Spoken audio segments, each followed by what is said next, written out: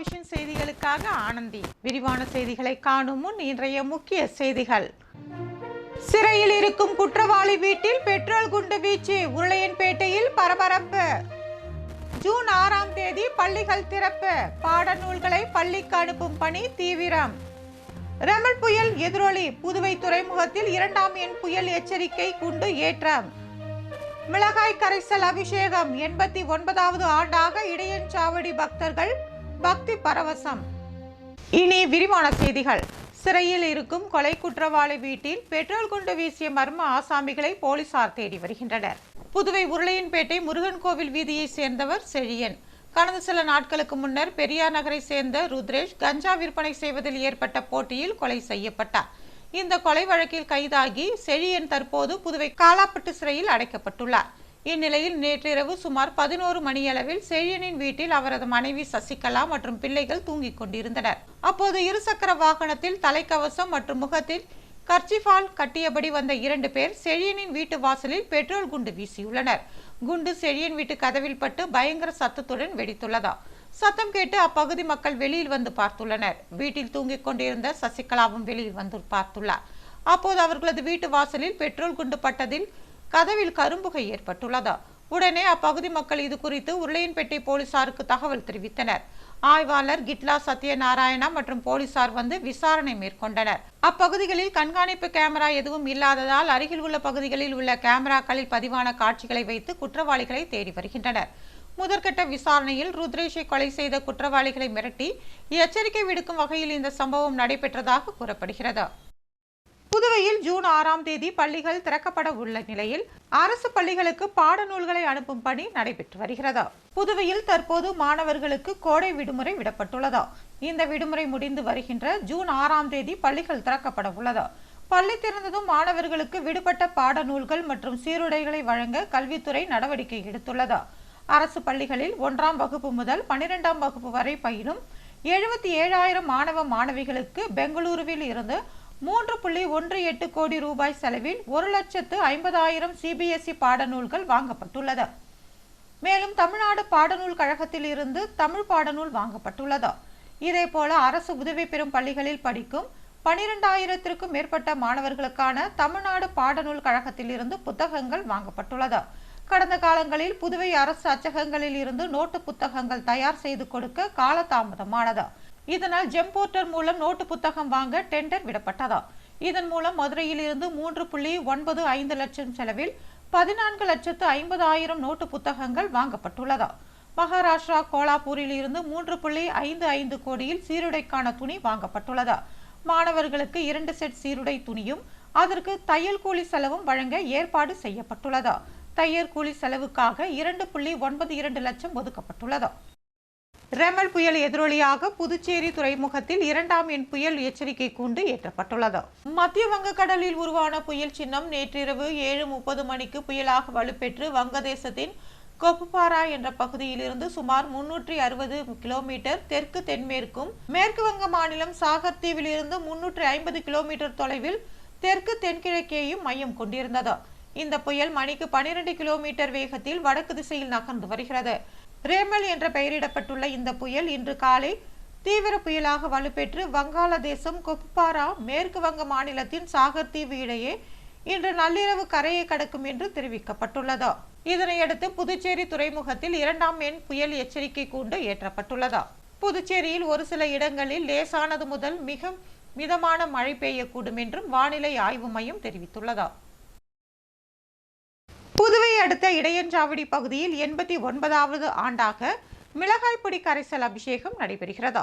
விழுப்புரம் மாவட்டம் ஆரவில் அருகே உள்ள இடையன்சாவடி கிராமத்தில் 100 ஆண்டு பழமை வாய்ந்த ஸ்ரீவர்ண முத்துமாரியம்மன் ஆலயத்தின் தீமிதி திருவிழா கடந்த 21ஆம் தேதி கொடியேற்றத்துடன் தொடங்கியது. எல்லைப்பகுதியில் உள்ள இளங்காளியம்மன் ஆலயத்தில் இருந்து கிராமத்தில் உள்ள முக்கிய பகுதிகளில் எல்லைக்காப்பு கட்டப்பட்டு தொடர்ந்து 5 நாட்களாக அம்மனுக்கு சிறப்பு பூஜைகள் செய்யப்பட்டு சுவாமி வீதி உலா நடைபெற்றது. முக்கிய நாளாக இன்று வர்ணமுத்துமாரியம்மனுக்கு மிளகாய் பொடி அபிஷேகம் செய்யப்பட்டது. இதில் அப்பகுதியை சேர்ந்த 3 நபர்கள் அம்மனாக தேர்வு செய்யப்பட்டு அவர்களுக்கு மஞ்சள், குங்குமம், சந்தனம், ஜவ்வாது, விபூதி, பஞ்சாமிர்தம் மற்றும் பால், தேன், தயிர், நெய், மா, பலா, வாழை, சாத்துக்குடி, அன்னாச்சி உள்ளிட்ட பல்வேறு பொருட்களால் அபிஷேகம் செய்யப்பட்டது. இறுதியாக சிறப்பு அபிஷேகமாக மிளகாய் பொடி அபிஷேகம் நடத்தப்பட்டது.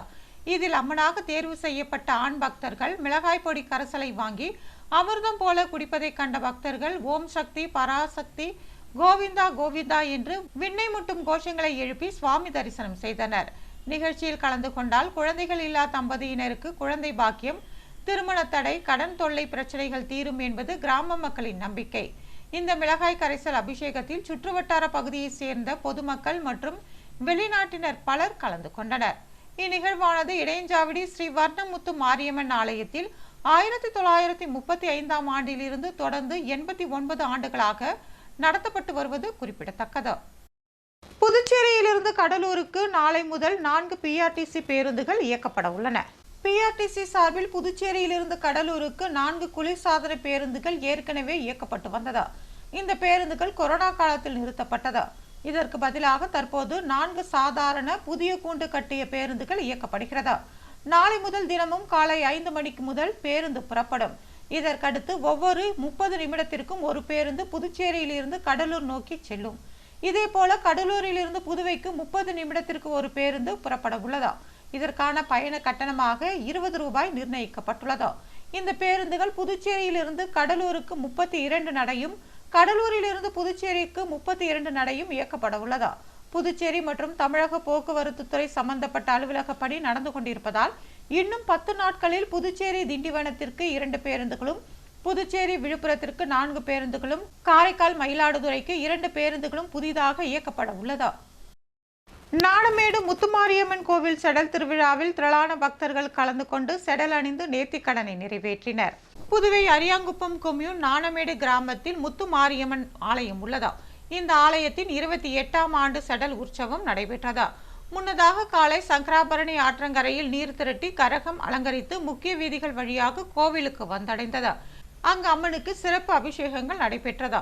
இதனைத் தொடர்ந்து நண்பகல் பால் சாகை வார்த்தலும், மாலை செடல் உற்சவமும் நடைபெற்றது. இதில் திரளான பக்தர்கள் கலந்து கொண்டு செடல் தரித்து அலகு குத்தி தங்களது நேர்த்தி கடனை செலுத்தினர். சிறப்பு விருந்தினராக அரியாங்குப்பம் கொம்யூன் பஞ்சாயத்து முன்னாள் சேர்மன் ஆனந்தன் கலந்து கொண்டு சுவாமி தரிசனம் செய்தார்.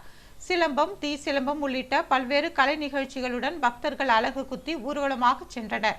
விழாவிற்கான ஏற்பாட்டினை நாணமேடு பஞ்சாயத்தார் மற்றும் ஊர் பொதுமக்கள் செய்திருந்தனர்.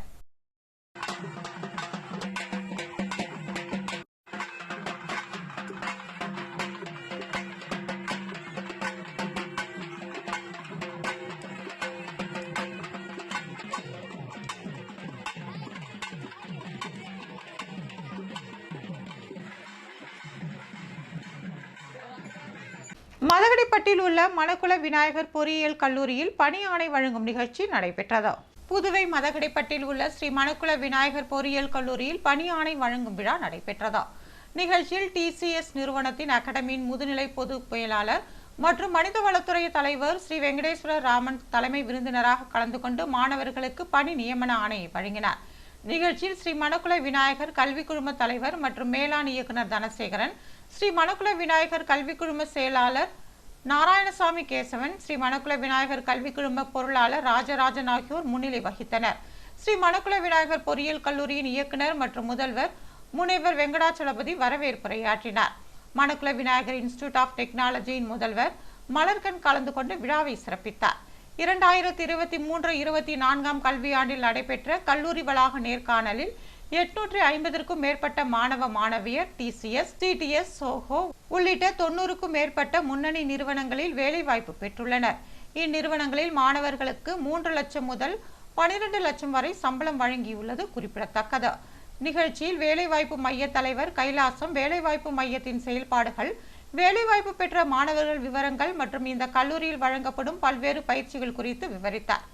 தலைவர் மற்றும் மேலாண் இயக்குனர் தனசேகரன், கல்லூரி இயக்குனர் வெங்கடாச்சலபதி, தலைமை விருந்தினர் ஸ்ரீ வெங்கடேஸ்வர ராமன் ஆகியோர் சிறப்புரையாற்றினர். இந்நிகழ்ச்சியில் தேர்வு கட்டுப்பாட்டாளர், கல்லூரியின் அனைத்து துறை டீன்கள், துறை தலைவர்கள், பேராசிரியர்கள், மாணவர்கள் கலந்து கொண்டனர். புதுச்சேரியில் நடைபெற்ற நாட்டுப்புற கலை விழாவில் ஏராளமான கலைஞர்கள் கலந்து கொண்டு தங்களது திறமைகளை வெளிப்படுத்தினர். புதுவை அரசு கலைமாமணி விருதாளர் சங்கம் சார்பில் நாட்டுப்புற கலை விழா ஜோதி சிலம்பம் சத்திரிய குலத்தில் நடைபெற்றது. சட்டப்பேரவைத் தலைவர் செல்வம் கலந்து கொண்டு 86 கலைஞர்களுக்கு கலைரத்னா விருதை வழங்கி சிறப்புரையாற்றினார். நெறியாளர் கொள்கையின் சங்க நிறுவனர் கலைமாமணி தமிழ்வாணன் வாழ்த்துரை வழங்கினார். விழாவிற்கு சங்க பொதுச் செயலாளர் டாக்டர் ஜோதி செந்தில்கண்ணன் தலைமை தாங்கினார். ஓவியர் அரியபுத்ரி, கலைமாமணி, சுவாமிதாசன் ஆகியோர் வாழ்த்துரை வழங்கினர். ரவி அன்பழகன், பழனிக்குமார், பெரியசாமி, ராஜ்குமார் ஆகியோர் நோக்க உரையாற்றினர். விழாவில் பறை, பம்பை, உடுக்கை, இசை, சிலம்பம், மல்யுத்தம், கரலாக்கட்டை, சுருள்களியாட்டம், கரகாட்டம், பொய்க்கால் ஆட்டம், ஒயிலாட்டம் உள்ளிட்ட பல்வேறு நாட்டுப்புற நிகழ்வுகள் நடத்தப்பட்டது. 200க்கும் மேற்பட்ட கலைஞர்கள் இதில் பங்கேற்றனர். சங்கத்தமிழ் ஆராய்ச்சிக்காக புதுவையைச் சேர்ந்த நமச்சிவாயம் என்பவருக்கு டாக்டர் பட்டம் வழங்கப்பட்டது. சென்னை ஜீவா இறையியல் திறந்தவெளி பல்கலைக்கழகம் சார்பில் 15வது பட்டமளிப்பு விழா அரும்பாக்கம் விஜய் பார்க்கில் உள்ள அனிதா மாமன்றத்தில் நடைபெற்றது. ஜீவா இறையியல் திறந்தவெளி பல்கலைக்கழகத்தின் வேந்தர் ஜான்சிராணி முத்துராஜ் தலைமை தாங்கினார். விழாவில் சிறப்பு விருந்தினராக டாக்டர் லதாமூர்த்தி, கமல்ராஜ் ஆகியோர் பங்கேற்று வாழ்த்துரை வழங்கினர். தொடர்ந்து நடைபெற்ற பட்டமளிப்பு விழாவில் தமிழ்துறை ஆராய்ச்சிக்காக புதுச்சேரி கலைமாமணி டாக்டர் நமச்சிவாயத்திற்கு டாக்டர் பட்டம் வழங்கப்பட்டது. தொடர்ந்து தலை சிறந்த தமிழ் புலவர் தாத்தா உவே சுவாமிநாத ஐயரின் பெயரில் அருந்தமிழ் அரிமா விருது, கன்னித்தமிழ் வாணர் விருது, தலைச்சிறந்த தமிழண்ணல் விருது உள்ளிட்ட விருதுகளை பல்கலைக்கழகத்தின் வேந்தர் ஜான்சிராணி முத்துராஜ் வழங்கி வாழ்த்துக்களை தெரிவித்தார். தொடர்ந்து இந்த விருதுகளை பெற்ற கலைமாமணி டாக்டர் நமச்சிவாயத்திற்கு பொன்னாடை போர்த்தி பூங்கொத்து கொடுத்து வாழ்த்து தெரிவிக்கப்பட்டது. நிகழ்ச்சியில் ஏராளமான தமிழறிஞர்கள் கலந்து கொண்டனர். அரியாங்குப்பம் கொம்யூன் பஞ்சாயத்து சார்பில் குப்பை குறித்த விழிப்புணர்வு துண்டு பிரசுரம் வழங்கப்பட்டது. புதுவை அரியாங்குப்பம் கொம்யூன் பஞ்சாயத்துடன் HR ஸ்கொயர் நிறுவனம் இணைந்து குப்பைகள் இல்லாத நகரமாக மாற்றும் திட்டத்தின் கீழ் கொம்யூன் பஞ்சாயத்து ஆணையர் ரமேஷ் தலைமையில் தானாம்பாளையம் பகுதியில் பொது இடங்களில் கொட்டப்பட்டிருந்த குப்பைகளை முழுமையாக அகற்றும் பணி நடைபெற்றதா. அதன் ஒரு பகுதியாக பொது இடங்களில் குப்பைகளை கொட்டுவதை தவிர்த்து விடுங்கள் என்றும், மீறி கொட்டினால் அரியாங்குப்பம் கொம்யூன் பஞ்சாயத்து மூலமாக அபராதம் விதிக்கப்படும் என்ற துண்டு பிரசுரமும் வழங்கப்பட்டதா. இந்நிகழ்ச்சியில் இளநிலை பொறியாளர் அகிலன், இளநிலை உதவியாளர் செழியன் உள்ளிட்ட ஊழியர்கள் கலந்து கொண்டனர்.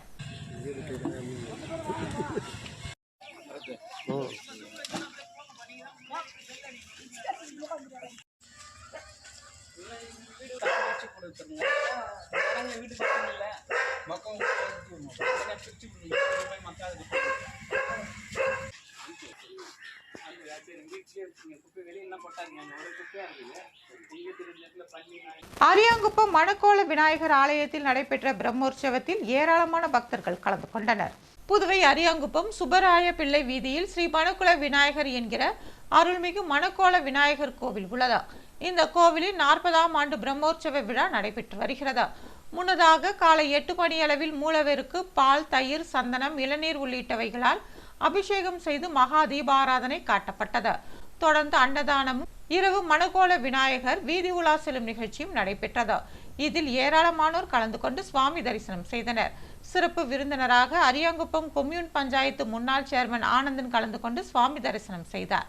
விழாவிற்கான ஏற்பாட்டினை ஸ்ரீ மணக்குள விநாயகர் என்கிற மணக்கோள விநாயகர் விழா குழுவினர் செய்திருந்தனர்.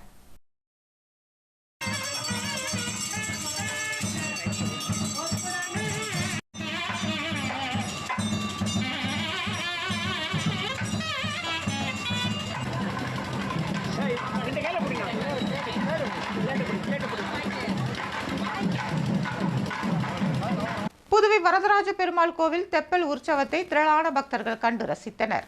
புதுச்சேரி மகாத்மா காந்தி வீதியில் பழமையான ஸ்ரீ வரதராஜ பெருமாள் கோவில் உள்ளது. இந்த கோவிலின் 38ஆம் ஆண்டு வைகாசி மாத மகோற்சவ விழா நடைபெற்று வருகிறது. இதனையொட்டி தினந்தோறும் ஹம்ச வாகனம், தங்க சிம்ம வாகனம், ஹனுமந்த வாகனம், சேஷ வாகனம், தங்க கருட சேவை உள்ளிட்ட வாகனங்களில் பெருமாள் எழுந்தருளி பக்தர்களுக்கு அருள் பாலித்து வருகிறார். இந்நிலையில் முக்கிய நிகழ்வான தெப்பல் உற்சவம் கோவில் வளாகத்தில் உள்ள குளத்தில் நடைபெற்றது. இதில் மலர்களால் சிறப்பு அலங்காரத்தில் பெருமாள் தெப்பலில் எழுந்தருளி பக்தர்களுக்கு அருள் பாலித்தார். இதில் அதிமுக பொருளாளர் ரவி பாண்டுரங்கன் உட்பட ஏராளமானோர் கலந்து கொண்டு வரதராஜ பெருமாளை வழிபாடு செய்தனர்.